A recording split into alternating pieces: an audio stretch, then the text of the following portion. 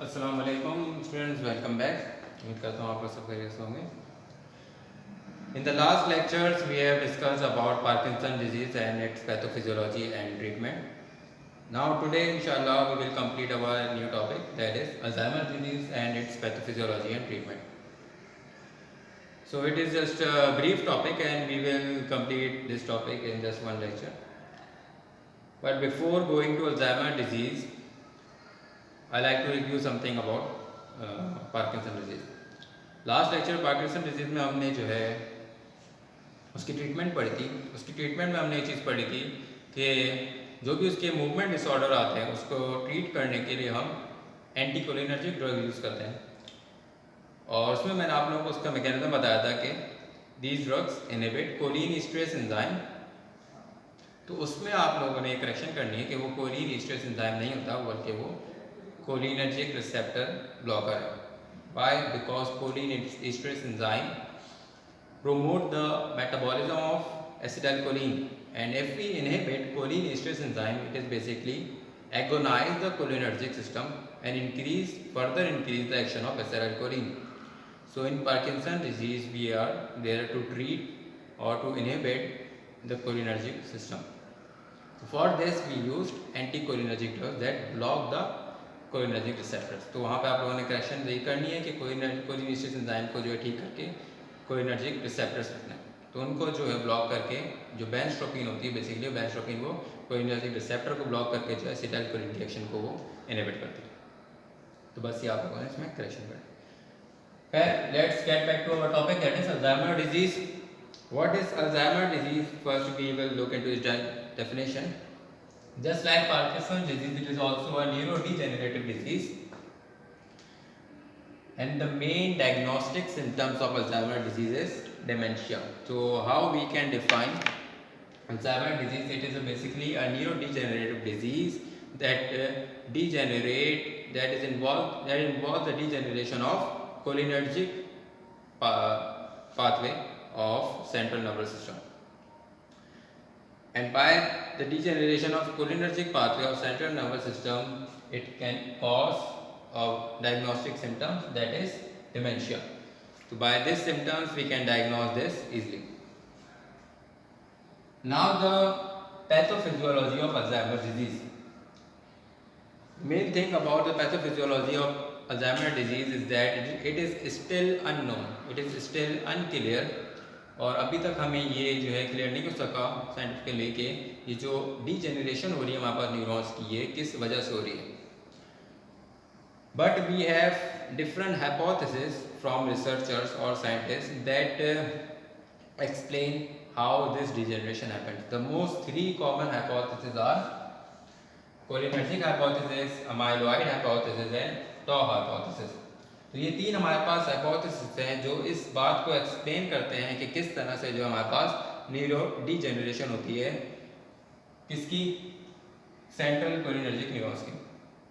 तो सबसे पहला हमारे पास हाइपोथेसिस है cholinergic hypothesis. It state that Alzheimer disease involve the loss of central cholinergic neuron that lead to the increase in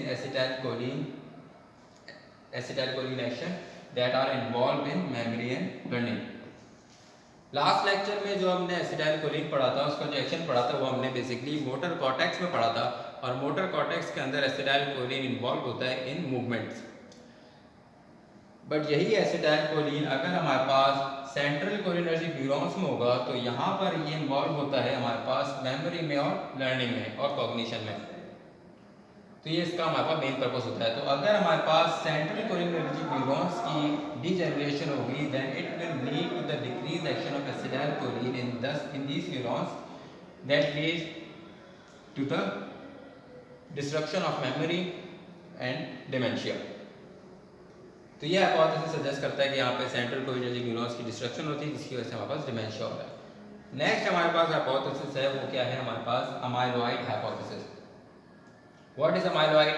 Amyloid is just a large protein that is basically a waste product of different metabolic activities that are happening in neuron. अब neuron के अंदर बहुत सारी हमारे metabolic activities होती हैं, उसकी वजह से हमारे पास एक प्रोटीन बेस्ड प्रोडक्ट बनता है. और ये वो मेटाबॉलिक एक्टिविटीज़ होती हैं जो बेसिकली उसकी जो प्रोटेक्टिव शीट होती है, माइलिन शीट, और दूसरे हमारे पास कुछ ऑर्गेनल्स होते हैं न्यूरॉन्स के, उनकी सिंथेसिस के लिए इन्वॉल्व होती है। तो उसमें हमारे पास एक बेस प्रोडक्ट बनता है, वो हमारे पास अमाइलॉइड बनता है। और नॉर्मली क्या होता है कि अमाइलॉइड को जो है हमारे पास कुछ एंजाइम्स आते हैं, वो अमाइलॉइड प्रोटीन की मेटाबॉलिज्म करते हैं, फर्दर इसको जो है स्मॉल प्रोटीन्स में ब्रेक डाउन करके इसको जो है CNS से एक्सीट आउट कर देते हैं। लेकिन यहाँ पर क्या होता है, here we have accumulation of abnormal beta amyloid protein.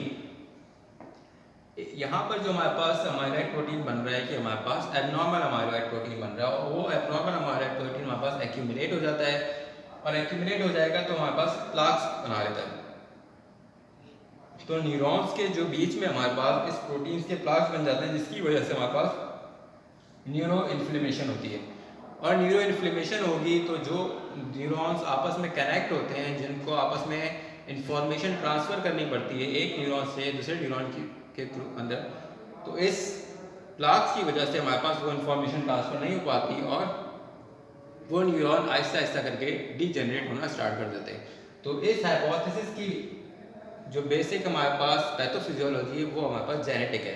किस तरह से जेनेटिक है, we have the formation of abnormal amyloid protein. और कोई भी प्रोटीन आप लोगों को पता है जो बनता है वो हमारे पास अमाइनो एसिड के सीक्वेंस से बनता है। तो अगर हमारे पास अमाइनो एसिड की सीक्वेंस के अंदर डिफरेंस आ रहा है, कोई चेंज आ रहा है, तो उसके बाद जो प्रोटीन बनेगा हमारे पास वो एबनॉर्मल बनेगा। तो अमाइनो एसिड की सीक्वेंस में डिफरेंस क्यों आता है, क्योंकि हमारे पास जेनेटिक सीक्वेंस में डिफरेंस होता है। अगर जेनेटिक सीक्वेंस में डिफरेंस होगा या कोई ऐसी एबनॉर्मल जीन्स एक्टिवेट हो जाएगी तो वो क्या करेगी, एबनॉर्मल प्रोटीन बनाएगी, और वो नॉर्मल प्रोटीन को रिप्लेस कर देगा। उसके बाद हमारे पास बहुत सारे फिजियोलॉजिकल फंक्शन हमारे पास डिस्टर्ब हो जाते हैं। तो इसीलिए इस हाइपोथेसिस के मुताबिक जो हमारा पैथोफिजियोलॉजी वो जेनेटिक है, और यहाँ पर हमारे पास एक एबनॉर्मल प्रोटीन बन रहा है जो कि न्यूरॉन्स की डीजनरेशन कॉज कर रहा है। इसी तरह हमारे पास एक और चीज़ है, हमारे पास टॉ हाइपोथेसिस। टॉ हाइपोथेसिस और amyloid hypothesis almost similar because they are involve in the formation of abnormal proteins. लेकिन फ़र्क सिर्फ इतना है, जो अमाइलॉइड हमारे पास प्रोटीन था ये हमारे पास वेस्टेजियल प्रोडक्ट था, लेकिन हमारे पास जो टॉप प्रोटीन होता है ये वेस्टेजियल प्रोडक्ट नहीं होता, ये जो है बहुत अहम पार्ट होता है माइक्रोट्यूब्यूल्स का। माइक्रोट्यूब्यूल्स क्या होते हैं, माइक्रोट्यूब्यूल्स भी हमारे पास जो है न्यूरॉन्स का जो एक्सॉन होता है उस एक्सॉन की प्रोटेक्टिव लेयर होती है माइक्रोट्यूब्यूल्स की, और ये इन्वॉल्व होती है for the support and for the structural support and also for the transfer of information and transfer of nerve impulse।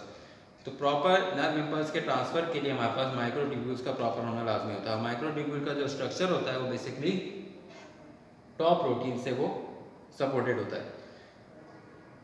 जब हमारे पास टॉप प्रोटीन एबनॉर्मल बनते हैं, इसके लिए हमारे पास जो वजह होगी वो जेनेटिक होगी। जेनेटिकली हमारे पास जो टॉप प्रोटीन्स वो एबनॉर्मल बनेंगे किसी भी एबनॉर्मल जीन सीक्वेंस की वजह से, एबनॉर्मल ट्रांसक्रिप्शन की वजह से।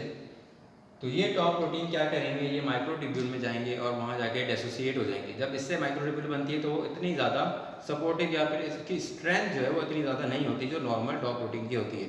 जब स्ट्रेंथ ज़्यादा नहीं होती तो ये डिसोसिएट हो जाते हैं, जिसकी वजह से इट डिस्टर्ब माइक्रोट्यूब्यूल असेंबली। जब हमारे पास माइक्रोट्यूब्यूल की असेंबली डिस्टर्ब हो जाएगी, ब्रेक डाउन हो जाएगी, तो न्यूरॉन जो है वो एक्सपोज हो जाता है टू द सराउंडिंग्स। एक्सपोज होने के साथ साथ जो है जो हमारे पास नर्व इम्पल्स जा रही है, नर्व इम्पल्स क्या है, flow of electrons, flow of current, तो वो जो नर्व इम्पल्स है वो इतनी प्रॉपर नहीं होगी। It is just like that, for example हमारे पास एक वायर है, उसके अंदर से करंट ट्रांसपोर्ट हो रहा है। अगर मैं उस वायर के ऊपर के प्रोटेक्टिव लेयर हटा दूँ तो वो जो इलेक्ट्रॉन्स हैं वो इन्वायरमेंट में भी आ जाएंगे और वो करंट का फ्लो जो है वो इतना अच्छा नहीं रहेगा। तो वो जो ऊपर की लेयर है वो उसके करंट के फ्लो के लिए बहुत अहम होती है। तो इसी तरह जो माइक्रोट्यूब्यूल्स होते हैं वो न्यूरॉन्स की जो इन्फॉर्मेशन ट्रांसफ़र होता है उसके लिए बहुत अहम होते हैं। अब जब ये डिस्टर्ब हो जाएंगे तो हमारे पास malfunction, biochemical communication between different neurons, तो जो दो न्यूरॉन्स आपस में कम्युनिकेट कर रहे हैं उनकी मेल फंक्शनिंग होगी। मेल फंक्शनिंग मतलब वो एबनॉर्मली फंक्शन करेंगे। तो ये हमारे पास इसका थर्ड हाइपोथेसिस है जो कि इसकी पैथोफिजियोलॉजी को एक्सप्लेन करता है कि न्यूरो डीजेनरेशन यहाँ पर किस तरह हो रही है, किस तरह यहाँ पे डिमेंशिया कॉज होता है। अब हम इसकी ट्रीटमेंट की बात करते हैं। As this is a neurodegenerative disease we can not regenerate neurons, that is not possible, still yet it's not possible. तो हम तुम्हारा रीजनरेट न्यूरॉन्स को नहीं कर सकते। तो इसीलिए हम इस कॉज को ख़त्म नहीं कर सकते, मतलब इसकी जो है ट्रीटमेंट वो स्टिल अवेलेबल नहीं है। तो हम जो इसमें नॉर्मली ड्रग यूज़ करते हैं, जो इसकी ट्रीटमेंट यूज़ करते हैं, वो सिर्फ सिम्टमेटिक ट्रीटमेंट यूज़ करते हैं। जो हमारे पास सिम्टम्स हम फेस कर रहे हैं उसको हैंडल करने के लिए जो हम किस तरह से ड्रग यूज़ करते हैं। तो इसकी सिम्टमेटिक ट्रीटमेंट हमारे पास दो टाइप की हैं। एक हमारे पास है कोलिन ईस्टरेज इनहिबिटर्स की, और एक है हमारे पास NMDA रिसेप्टर एंटागोनिस्ट की। पहले हम कोलिन ईस्टरेज इनहिबिटर देख लेते हैं। How cholinesterase inhibitor are useful in this? Simply, choline esterase is an enzyme that is used in the metabolism of, that is involved in the metabolism of acetylcholine. It breaks down acetylcholine into acetate and choline, and we have already discussed about it in very detail. So these are the common example of choline esterase inhibitor that are donepezil, rivastigmine and galantamine. These drugs increase the level and duration of acetylcholine. तो यहाँ पर ये important बात है कि ये जो है कंसंट्रेशन भी बढ़ा देगी एसिटाइलकोलिन की, और उसके अलावा ड्यूरेशन ऑफ एक्शन भी यहाँ पर बढ़ जाएगा एसिटाइलकोलिन का। कंसंट्रेशन और ड्यूरेशन किस तरह बढ़ रहा है? कंसंट्रेशन किस तरह बढ़ेगी? जो हमारे पास ऐसे cholinesterase enzyme inhibitor, cholinesterase enzyme जब हमारे पास इनहिबिट हो जाएगा तो जितना हमारे पास एसिटाइलकोलिन है वो साइनेप्टिक क्लेफ में मौजूद रहेगा, वो मेटाबोलाइज नहीं होगा। और उसके साथ हमारे पास जो फर्दर जो प्री साइनेप्टिक मेम्ब्रेन से रिलीज हो रहा है वो भी हमने नहीं रोका, तो वो फर्दर रिलीज होता रहेगा, तो उसकी वजह से कंसंट्रेशन बढ़ जाएगी। ड्यूरेशन किस तरह बढ़ेगा? इसी तरह हमारे पास ड्यूरेशन बन जाएगी। जो एसिटाइलकोलिन बाउंड हुआ है वो बाउंड ही रहेगा, उसको कोई मेटाबोलाइज करने वाला एंजाइम मौजूद नहीं होगा, तो जब बाउंड रहेगा ज़्यादा देर तक तो ड्यूरेशन ऑफ एक्शन भी बढ़ जाएगा। सेकेंड है हमारे पास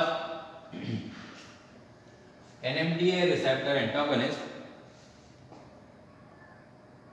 एंटागोनिस्ट पढ़ने से पहले हम ये देखते हैं कि NMDA रिसेप्टर का क्या रोल है मेमोरी में और लर्निंग में। NMDA रिसेप्टर हम पहले पढ़ चुके हैं, हमने कहाँ पढ़ा था? ये हमने पढ़ा था ग्लूटामेट के अंदर।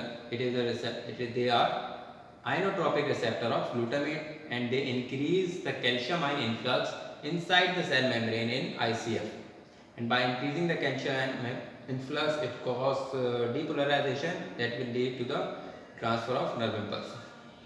तो ये हमारे पास एक्साइटेटरी न्यूरोट्रांसमीटर जो है हमारे पास ग्लूटामेट, जो उसका रिसेप्टर है NMDA, और बेसिकली ये क्या करता है? ग्लूटामेट जो है वो बहुत ज़रूरी है, it is a significant role in learning and memory.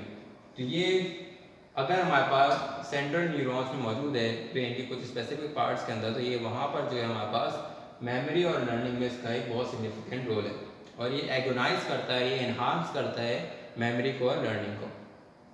अब आप लोग ये सोच रहे होंगे कि जब ग्लूटामेट मेमोरी और लर्निंग को एनहांस कर रहा है तो हम डिमेंशिया की ट्रीटमेंट में इसका एंटागोनिस्ट क्यों यूज़ कर रहे हैं? तो ये बहुत ही अहम सवाल है। हम ऐसी ड्रग यूज़ कर रहे हैं जो ग्लूटामेट की कंसंट्रेशन को कम कर रहा है, हालांकि ग्लूटामेट जो है इटसेल्फ वो मेमोरी को एनहांस करता है। उसकी वजह यह है कि जब हमारे पास बीटा अमाइलॉइड प्रोटीन बनेगा एबनॉर्मल बीटा अमाइलॉइड प्रोटीन क्या करता है? It increase the concentration of glutamate in such neurons that are involve in memory and learning, so it highly increase the concentration of glutamate. Highly increase जब होगा तो उसकी वजह से, और इसकी दो वजूहत है, किस तरह इंक्रीज करता है? By inhibiting the glutamate reuptake and by agonising the release of glutamate from glial sales.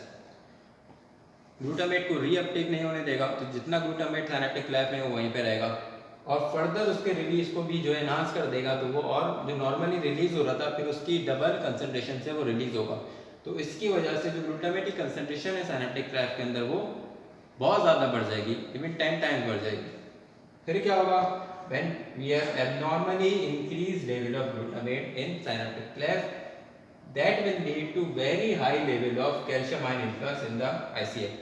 तो जो हमारे पास पोस्ट साइनेप्टिक मेम्ब्रेन है वहाँ पर कैल्शियम आयन का इन्फ्लक्स जो है वो बहुत ज़्यादा बढ़ जाएगा। जब पोस्ट साइनेप्टिक मेम्ब्रेन में कैल्शियम आयन का इन्फ्लक्स बढ़ेगा तो फिर क्या होगा? हमारे पास जो हमारे पास पोटेंशियल डिफरेंस है वो किस तरफ जाएगा? डीपोलराइजेशन की तरफ जाएगा। डीपोलराइजेशन मतलब एक्शन पोटेंशियल इंड्यूस होगा, लेकिन जब वो एक लिमिट तक होता है, उस लिमिट को भी जब वो क्रॉस कर जाएगा तो हमारे पास क्या होगी? Over stimulation. तो यहाँ पर कैल्शियम का इन्फ्लक्स इतना ज़्यादा बढ़ जाएगा that it will lead to over stimulation of neuron and this over stimulation cause neuronal cell death. तो यहाँ पर हमारे पास ओवर स्टिमुलेशन को जो है वो न्यूरॉन टॉलरेट नहीं कर पाता, तो बीटा अमाइलॉइड जो है वो ग्लूटामेट की कंसंट्रेशन इतनी ज़्यादा बढ़ा देता है कि उसकी वजह से जो ओवर स्टिमुलेशन होती है उसको जो है वो न्यूरॉन कंट्रोल नहीं कर पाता। हालांकि ग्लूटामेट जो है वो मेमोरी को इन्हांस कर रहा है। तो ये ओवर स्टिमुलेशन जो है हमें जो है न्यूरो डीजेनरेशन की तरफ ले जाएगी। तो उस पाथवे के जो न्यूरॉन है वो एक एक करके जो है सेल डेथ हो जाएगी उनकी, और न्यूरॉन जो डीजेनरेट होना शुरू हो जाएंगे, वो पाथवे पूरा डिस्टर्ब हो जाएगा। उसकी वजह से हमारी जो है मेमोरी लॉस हो जाएगी, कम्प्लीटली लॉस हो जाएगी। कि जब न्यूरो डीजेनरेशन हो जाती है तो वो दोबारा वापस नहीं आएगा। तो यहाँ पर जो लॉस हो रहा है वो परमानेंट होता है। तो यहाँ पर हमने कुछ ऐसी ड्रग सजेस्ट करनी है जिसकी वजह से जो है ये न्यूरो डीजेनरेशन रोक सके। यहाँ पर क्योंकि हम बीटा अमाइलॉइड को तो हम नहीं रोक सकते, जो हमारे पास एबनॉर्मल बीटा अमाइलॉइड प्रोटीन बन गया है वो मतलब वो उसके जो बेसिस है वो जेनेटिक है, वो हमारे पास बॉडी में जीन से जो उसको बना रही है, इसको हम नहीं रोक सकते। तो मतलब बीटा अमाइलॉइड की कंसंट्रेशन बढ़ेगी तो मतलब ग्लूटामेट की कंसंट्रेशन तो लाजमी बढ़ेगी। तो हम ग्लूटामेट के लेवल को भी नहीं रोक सकते साइनस में। हम क्या कर सकते हैं, हम NMDA रिसेप्टर को ब्लॉक कर सकते हैं। ग्लूटामेट बढ़ तो जाएगा लेकिन उसके बढ़ने का कोई फायदा नहीं होगा, वो रिसेप्टर पे बाइंड नहीं होगा, क्योंकि हम ड्रग के थ्रू रिसेप्टर को पहले से ब्लॉक कर देंगे। तो यहाँ पर हम इसीलिए NMDA रिसेप्टर एंटागोनिस्ट यूज़ करते हैं ताकि जो इंक्रीज कंसंट्रेशन है कैल्शियम आयन इन्फ्लक्स की उसको हम कंट्रोल कर सकें। वो फिर डिक्रीज हो जाएगी ऑब्वियसली। और यहाँ पर जो हमारे पास ड्रग यूज़ हो रही है वो मेमेंटीन यूज़ होती है। Memantine is a very common drug that is used as a NMDA antagonist and decrease the concentration of calcium ion influx. तो यहाँ पर हमने टोटल 4 ड्रग्स पढ़ी हैं अल्जाइमर की, दैट 3 ये हैं जो कि कोलिन ईस्टेज इनहिबिटर है जिसमें हमारे पास डोनपेजिल है, रिवर्स galantamine and the fourth one is memantine. तो ये ड्रग्स आप लोगों ने भी पढ़नी है और इसकी जो है डिटेल आप लोगों ने देखनी है।